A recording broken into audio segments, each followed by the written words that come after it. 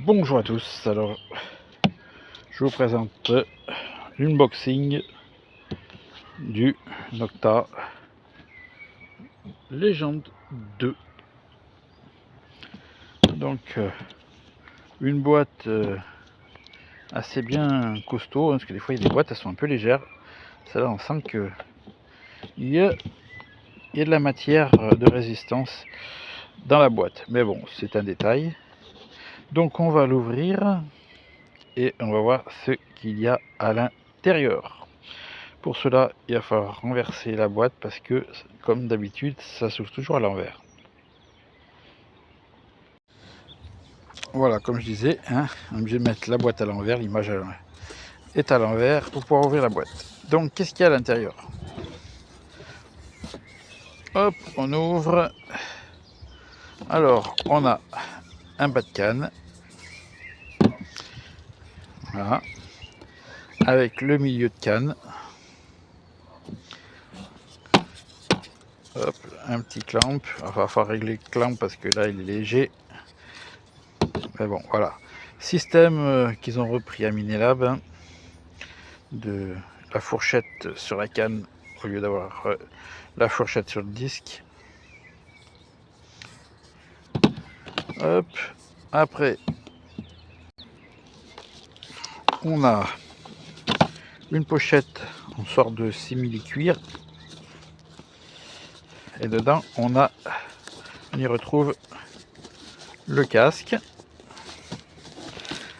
Hop, si on va le sortir, voilà, qui ressemble énormément donc à celui du Legend 1.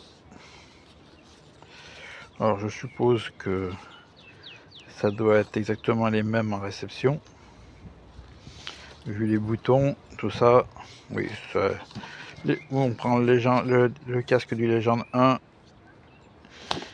et ça évite de salir celui-ci. Donc on le remet dans sa pochette. Mais voilà, c'est présenté comme ça. Alors la pochette est d'assez bonne qualité en elle-même. Dedans vous avez le câble de charge. Seul bémol, c'est leur système de ficelle pour tirer. Vous voyez, à peine j'ai sorti de la main et de l'autre côté, la ficelle elle est partie en sucette. Voilà. Elle est partie de cette boule. Bon, c'est pas bien méchant. Il suffit de démonter là, passer dedans, faire un nœud, et puis ça sortira plus. Hop, donc je range ça. Dans la continuité de ce qui vient, au fur et à mesure qu'on déballe, on a câble de charge de la machine, plus les joints qui vont dans le bas de canne, les vis, il y en a deux dedans, et le passant pour le repose-bras, chose que je n'utilise jamais. Après, on a le repose-bras qui va se régler avec un clamp qui va serrer. On verra ça un peu plus tard. Ici, c'est bien attaché. Alors, il faut arriver. Ah, bien sûr, ça a été attaché à l'envers. Voilà, hop, hop. Il faut arriver. Voilà, ça, il est à l'endroit. Et l'autre est à l'envers. Alors là, on a la machine en elle-même. Voilà. Les mêmes connectiques, on retrouve verte derrière. Une ampoule d'éclairage si vous êtes dans un endroit un peu obscur. Et le système là à clamp pour le repose-bras. Ici, c'est aussi à clamp.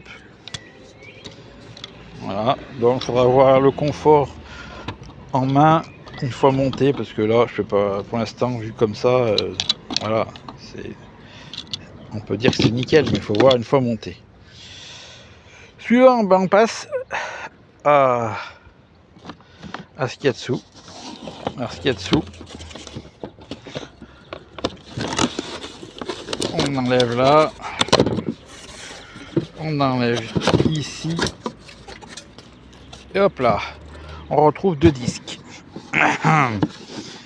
2 disques. Bref. Le grand disque. Voilà. Et un petit disque là. Qui fait penser à un jouet. Hein. Bon.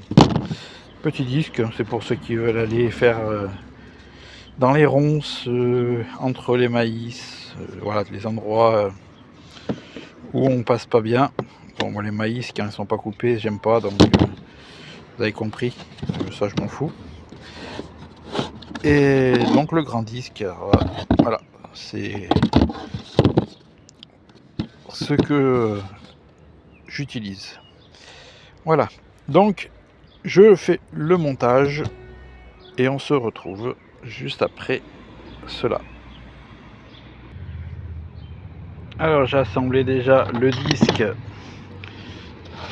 sur le bas de canne. Donc on peut voir, donc comme je vous disais, que c'est tout à l'envers, c'est fait à la version Manticore. C'est-à-dire que c'est la grosse partie, la fourchette, c'est sur la canne. Ça veut dire que si vous pétez, c'est le bas de canne qui vous changez. Et ça vous coûtera moins cher de changer un bas de canne que de devoir rechanger le disque. Vous demandez à Bricol'Tout de vous réparer votre disque.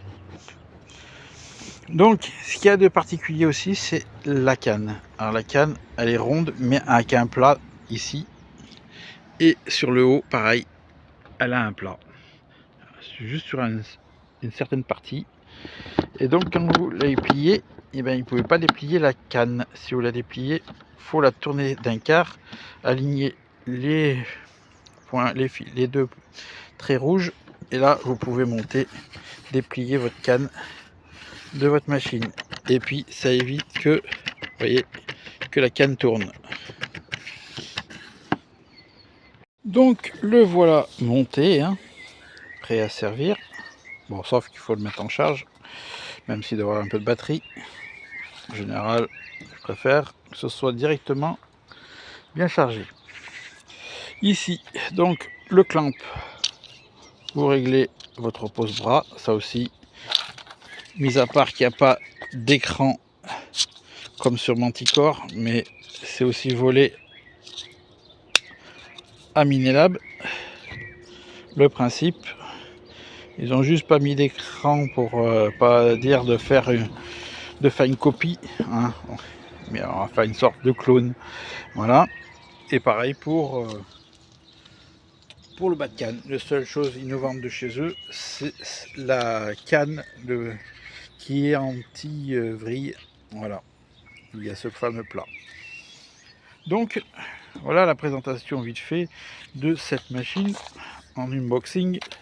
Alors là vous la voyez en taille grande et je vais vous montrer que ça se plie très facilement, très rapidement, hein. Un clamp, 2 clamps, hop, on descend, soit vous rabattez le disque vers l'avant, soit vous êtes avec un sac à dos, vous mettez le disque sur le côté, comme ça, voilà, et là il rentre dans un sac à dos sans rien démonter. Sur ce, je vais vous laisser. Alors je monte pas le petit disque, mais vous imaginez le détecteur à la place avec le petit disque, ce que ça donne. Voilà, aucune utilité que je vous fasse le montage du petit disque.